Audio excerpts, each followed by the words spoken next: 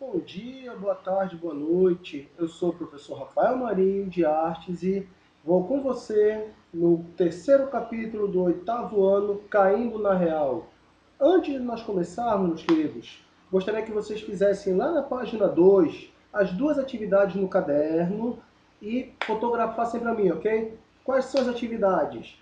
Você conhece a expressão cair na real? Qual o significado dela? E 2. De que modo uma obra artística pode ampliar sua visão de realidade? Ok?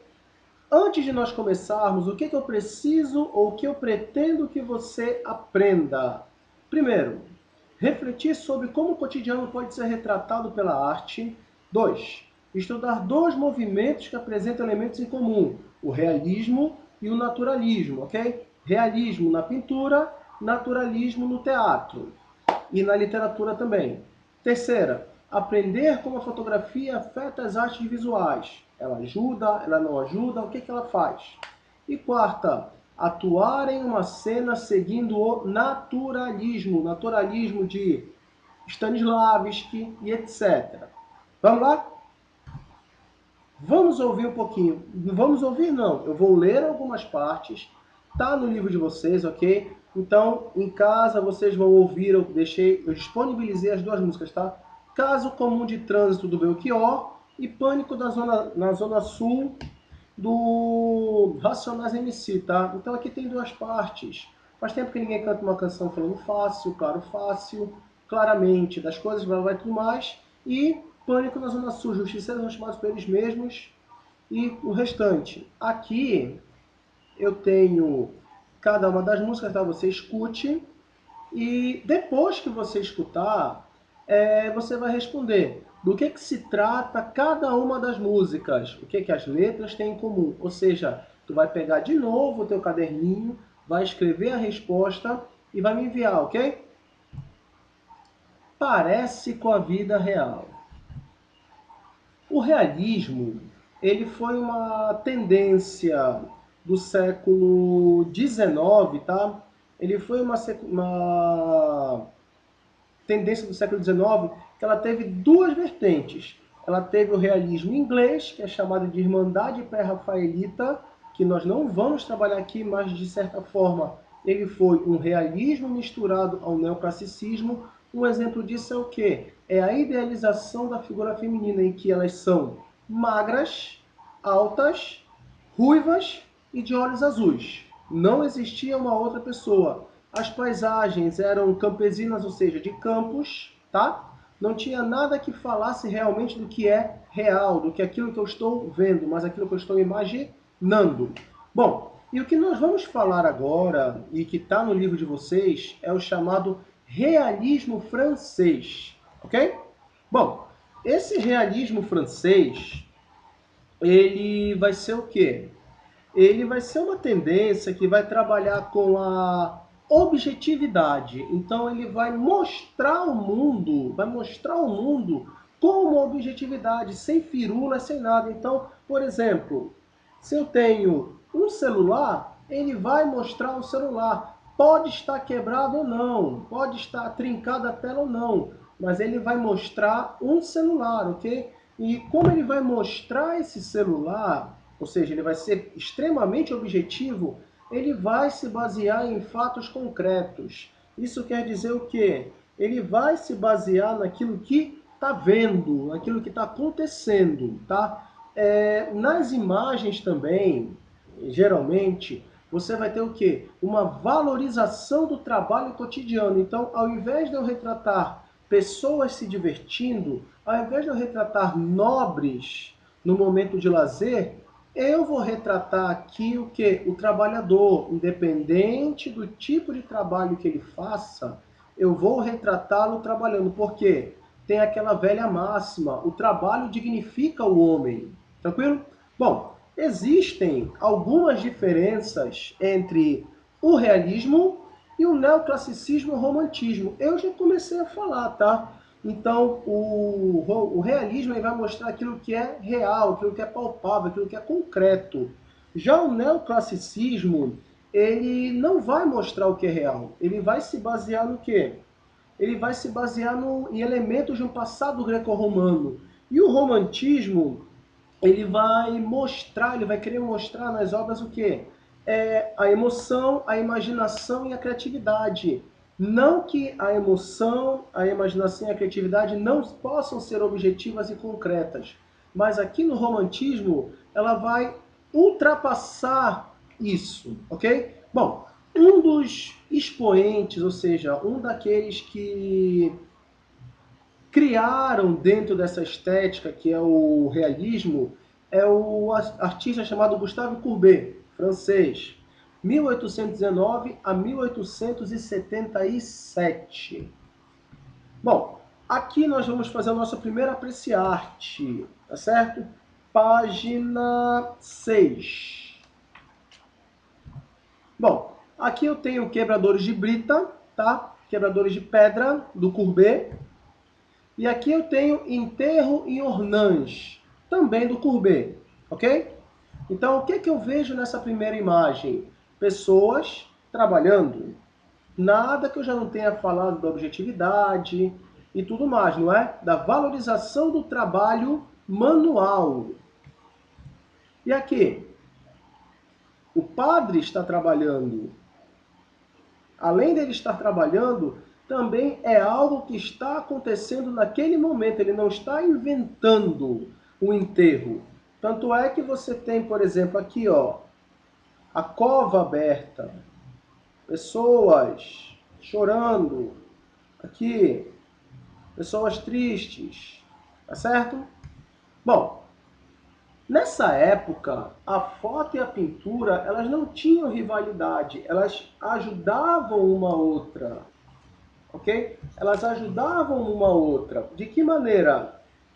Você fotografava algo e a partir dessa foto você pintava. E não foi só o realismo que vai trabalhar essa ideia de junção da foto e da pintura. Existia uma outra tendência que nós vamos ver mais tarde, chamada de impressionismo, que ela também vai se basear nessa rapidez da fotografia. Ok? Bom, como eu falei para vocês, o uso de imagens fotográficas para auxiliar nas pinturas. Então eu vou fotografar algo e a partir dessa foto eu vou pintar. Um exemplo disso, vocês veem bem aqui, ó, o ateliê do artista. Está aqui com o apontador. Vocês veem aqui, ó, o ateliê do artista, ou seja, tiraram uma foto, capturaram uma heliogravura dessa cena e a partir dessa imagem, o que eles fizeram? Ou melhor, o que o Courbet fez?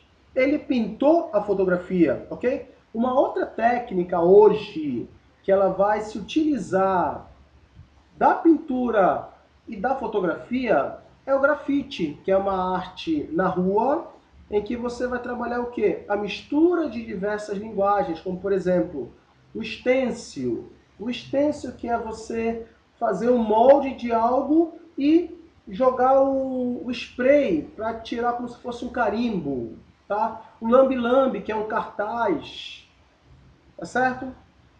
Então tudo isso são técnicas do grafite. Aqui, por exemplo, nesse grafite que está no livro de vocês, você tem o quê? A foto bonitinha aqui, que é o lambe-lambe, a foto que é o lambe-lambe, e o desenho, ou seja, a mistura das duas linguagens. Detalhes que podem enganar. Olha só, existem pinturas em que a imagem ela pode ser tão ou mais detalhada do que uma foto, ok? O nome disso, dessa técnica, dessa forma de trabalhar, é hiperrealismo, ou seja, ultra realidade. Ele vai bem acima do que é a realidade. Por exemplo, aqui em Gumball 15 ou Gumball 15, você tem uma pintura a óleo do Charles Bell, criada na década de 60. Pois bem, vocês estão vendo bem aqui do lado? Tem um link que é um dos QRs do teu livro, ok? Então, eu vou lhe passar esse material, vou lhe passar esse conteúdo e você vai clicar. Nisso que você clica, deixa eu botar aqui para você. Você abre essa janela bem aqui.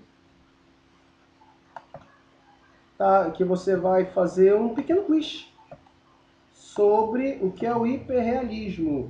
Por exemplo, tem aqui as imagens e o texto. Então, a partir disso, você vai responder para mim, ok? Bom, palco ou açougue? Lembra que eu falei que existe o realismo e o naturalismo? Pois bem, o realismo ele foi na parte da pintura. O naturalismo ele já vai ser aonde? Na parte da literatura e do teatro. Então, o teatro naturalista, qual é a característica dele? Incorporar elementos reais para dar mais veracidade para quem está assistindo, tá? Então, a partir disso, você também vai ter uma outra coisa que nós vamos falar mais para frente, que é a chamada quarta parede, tá? A quarta parede, já adiantando um pouquinho, ela vai ser o quê? Ela vai ser a divisão entre o público e os atores, tá? Para que os atores, usando elementos reais, acreditem que aquilo ali é de fato algo real, ok? Aqui eu tenho mais um link, mais um QR do livro de vocês, que é um vídeo, tá? É um vídeo, vocês vão assistir e vai falar algumas características do teatro naturalista, ok? Guardem para si, a gente vai usar isso depois. Bom, no meio do caminho tem uma parede. Lembram que eu falei para ti? Lembra que eu falei para ti sobre a quarta parede? Pois bem, a quarta parede é essa parede. Deixa eu pausar aqui rapidinho, peraí. Isso. A quarta parede é aquela parede em que você vai fazer o quê? Você vai dividir o público dos atores, tá?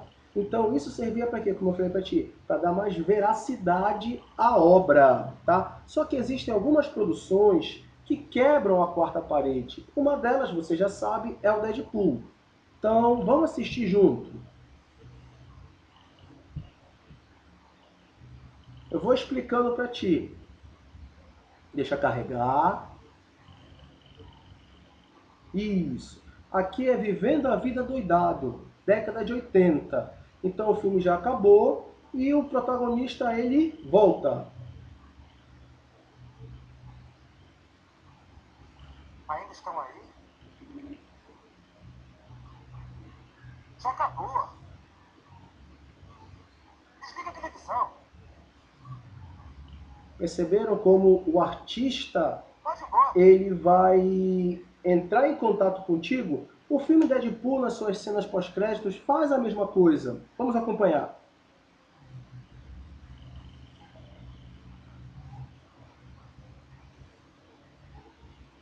Vocês ainda estão aqui?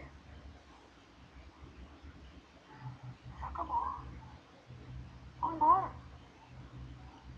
Ah, vocês estão esperando um teaser do Deadpool 2. A gente não tem dinheiro pra isso não, tá? Só que aqui ele vai um pouco mais além, porque ele de fato começa a conversar com você.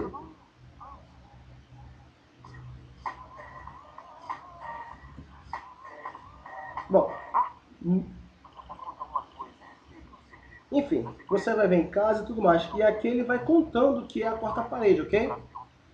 Bom, o teatro naturalista, o teatro realista naturalista, ele vai ser um teatro com a cara do diretor, ou seja, vai ser a versão do diretor, não a versão do roteirista. Ou seja, ele vai ser roteirista, ele vai ser diretor, ele vai ser produtor. É ele que vai dar a identidade à obra.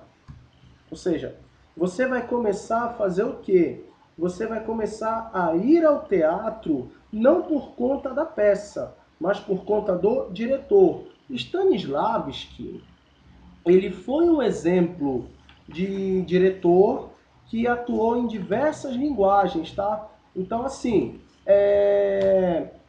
o diretor ele vai ganhar o papel de encenador, que vai ser responsável pela unidade e coerência da peça. Tranquilo? Então, essa é a nossa aula. Espero que você tenha entendido. Qualquer dúvida, me procure. Não esqueça de fazer as atividades. Um beijo no coração.